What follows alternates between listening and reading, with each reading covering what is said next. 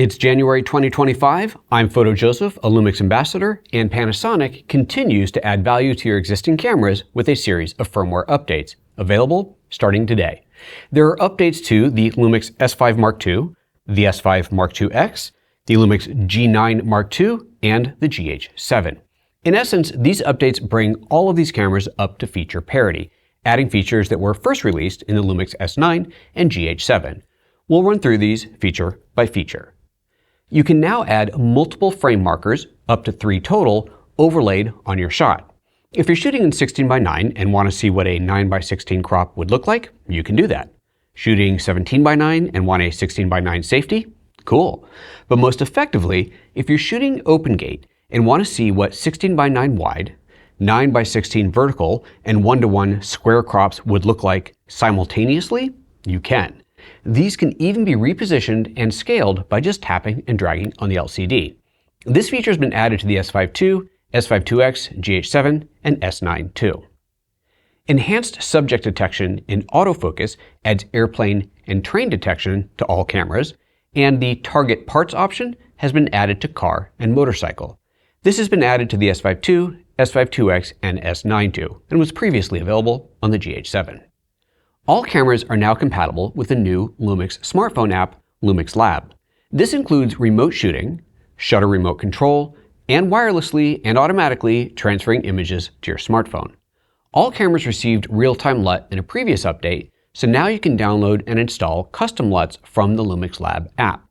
The cameras that support wireless IP streaming, that's the S5IIX and GH7, also gain control of this feature through the LUMIX Lab app. There is no longer any need for the end-of-life LUMIX Sync app for any of these cameras.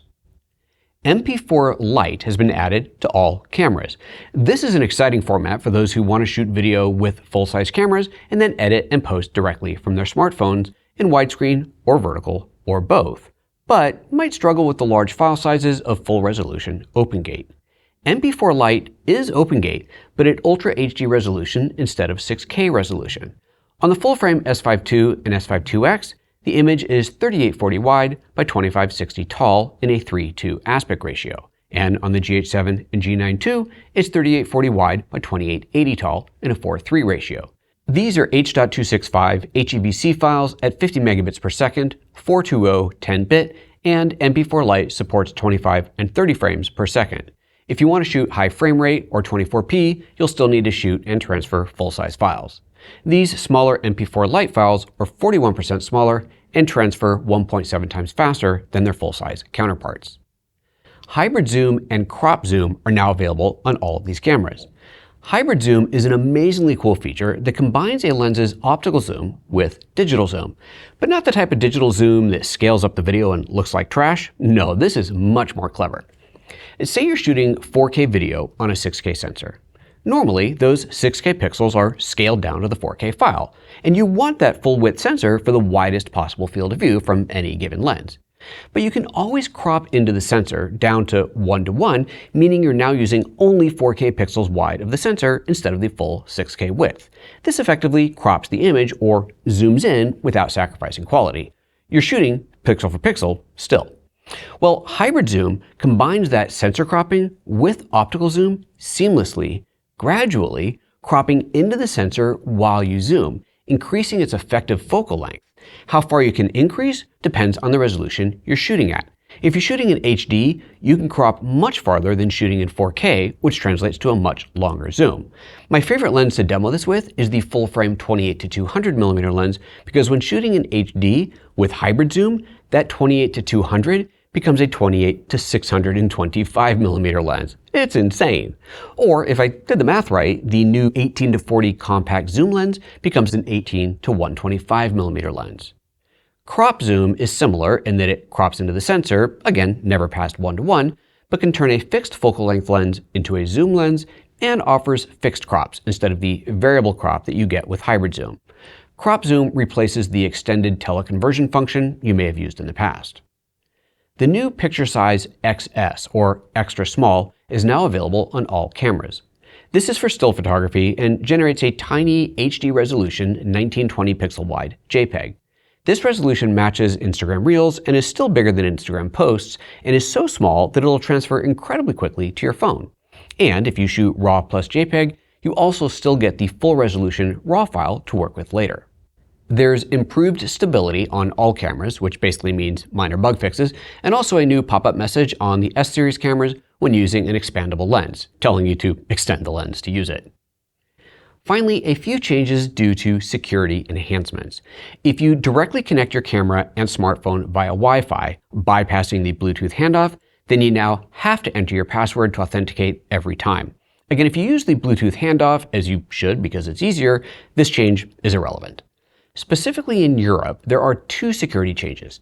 The ability to transfer images directly to your PC via Wi-Fi has been removed, and RTMP streaming directly from the camera has also been removed. However, RTMP-S is still there.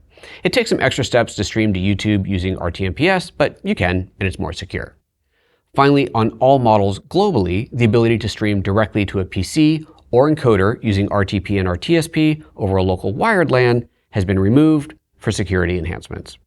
Before we get to the installation process, if you have any questions about these updates or these cameras in general, of course you should subscribe and leave a comment, but also consider joining the channel. YouTube channel members have access to a private Discord server where we talk about all kinds of topics channel related. Come check it out. Now let's see how to get this update and how to install it. To download your firmware update, either go to photojoseph.com/firmware and that will redirect you, or just Google search for LUMIX Firmware Update Download to find the page. This is what it looks like. Select either full frame or micro four thirds, depending on your camera. Find your camera listed and click the Click to the Download page link, which will open a window like this. Then click the Download button to get it. It'll download a zip file, open that, and the final file will end in .bin. On a Mac, macOS might try to decompress the .bin file and tell you that it can't. Ignore that. The .bin is what you want. Make sure your camera has a full battery. Insert a memory card and reformat it. Technically, this isn't supposed to be necessary, but I always recommend it. Insert the memory card into your computer and copy the .bin file to the root level. Do not put it in a folder. Half the comments from people telling me the firmware update doesn't work is because they put the .bin file in a folder. The other half is because they put the .zip file on the SD card. Put the .bin file at the top level of the SD card. If you have anything connected to the camera, HDMI or USB, unplug it. Pop the card back into your camera, power it up, and turn off Bluetooth. To do that, go to the Setup menu, that's the wrench, then In and Out, and then Bluetooth, and turn that off.